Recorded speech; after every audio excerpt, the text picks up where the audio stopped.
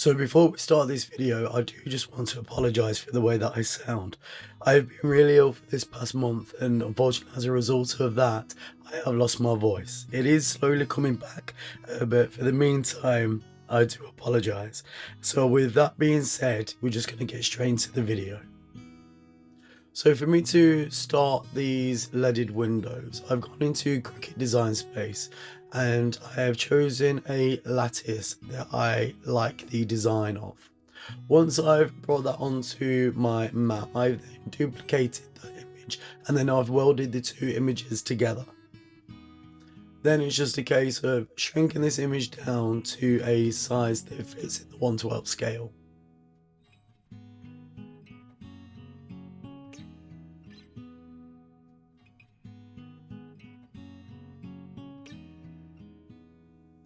Now I need this to fit onto an A4 sheet of paper, so I'm going to take a square and I'm going to measure it out to 8.5 inches by 11 inches.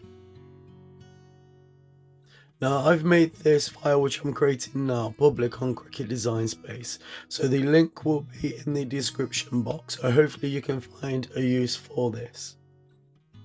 Though this is ready available for you as a ready-made file, do stick around and watch the video because I will also be showing you how to create a stained glass window using this file and an image from Cricut Design Space. So I'm just creating this 8.5 by 11 size paper as a template. The reason why I need it to be that size will be apparent shortly. But all I'm doing is then duplicating the lattice shape, and then I'm just going to align them up and then weld them together. I'm going to continue that until I complete the width size of essentially the A4 paper. Obviously this is going to make it a little bit too large, so once we get to the end, I then just need to take another shape and then I can slice off the ends.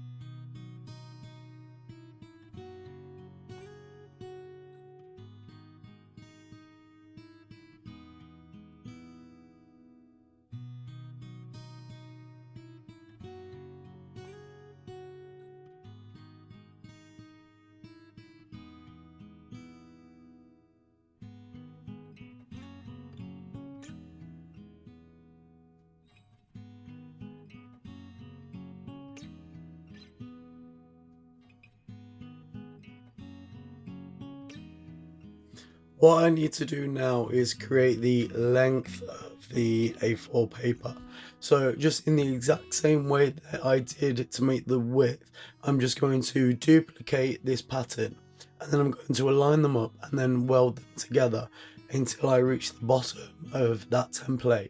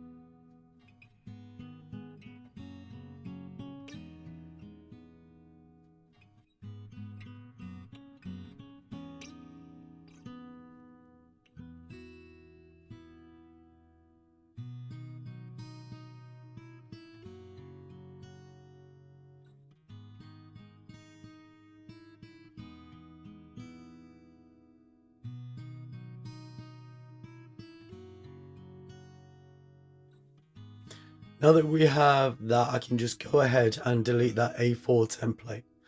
Now what I like to do is I always like to duplicate whatever I'm working with. Mistakes happen, so I've always then got that as a backup. So definitely, if you don't already do that, I would recommend that that's something that you get into the habit of. Now I'm just picking a square and I'm just making it just a random size just for this purpose of this video.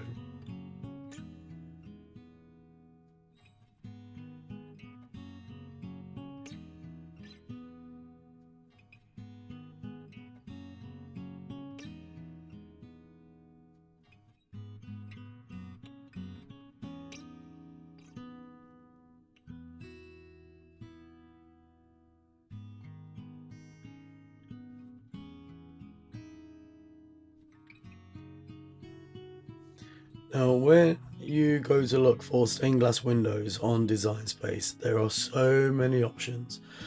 For this particular project, it needs to be something which has a thick outline. There are images here which have really thin outlines, and then you have the full colored SVGs on there as well, but we need just a plain black and white, thick outlined image.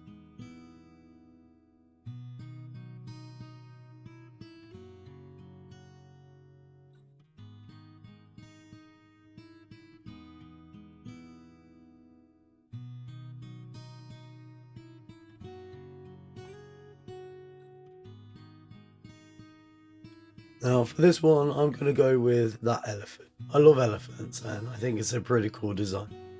So I'm just going to shrink it down. There's no reason for this. I'm not actually using this elephant in a project, but I'm just going to shrink it down to a smaller size, and then again, always duplicate your project.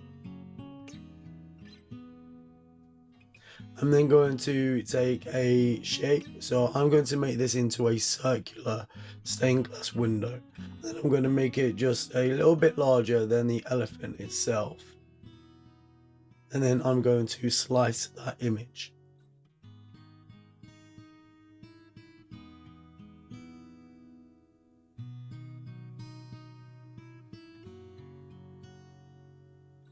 What we then need to do is we need to contour what parts of the image that we do not need.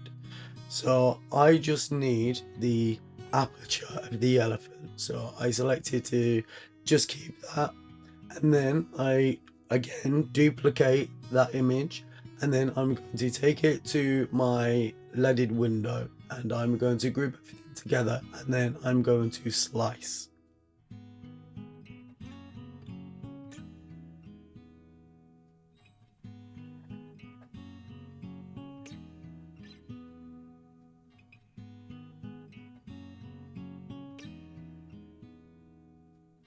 And then once we delete those parts that we've cut away, we are then left with the aperture of the elephant.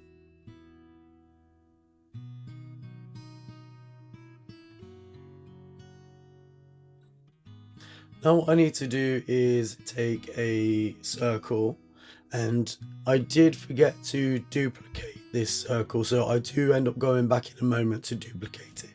But basically I'm just creating a circle which is going to be the full size of the stained glass window, and I am going to then slice everything as normal, and then I'm just going to then delete away any of the areas that I do not need, and what we are left with is then going to be the main body of the window itself.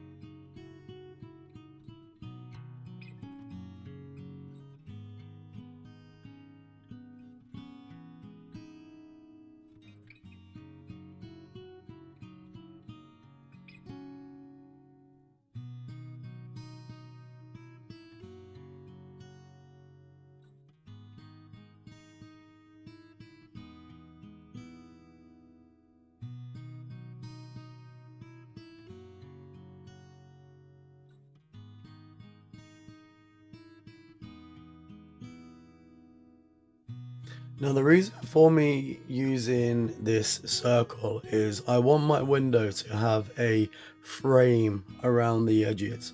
So I'm then just using the offset option on Design Space to create a frame. Then taking the elephant, I'm just going to align it up into the center and make sure that all of my edges meet as to where they are supposed to be.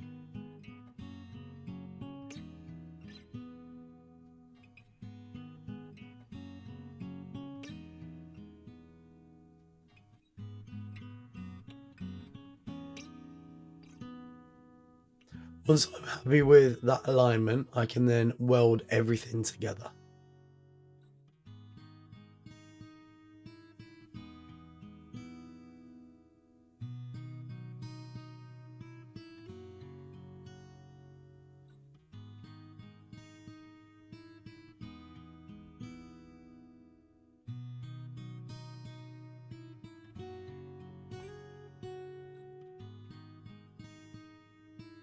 Then I can take the circle, which is the outer frame, and just the same way, just then get it aligned and weld it together.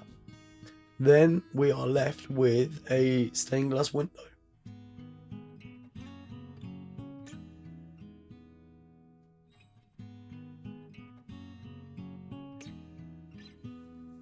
Now these obviously can be cut out of cardstock and they can be cut from vinyl. This one that we're looking at now I've cut from vinyl, and when it comes to weeding, believe me when I say this takes forever. But however, it is definitely worth it.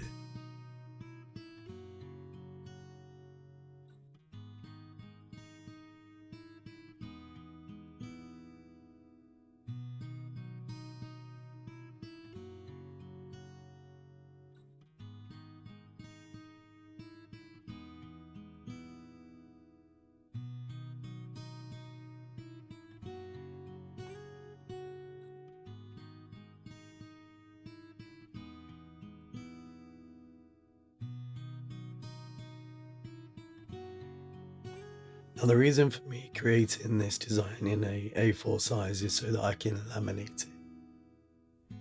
And when we use the vinyl instead of, say, cardstock, because it sticks to that laminating sheet, you can then color in the areas that you would like to have as a stained glass effect with your alcohol markers.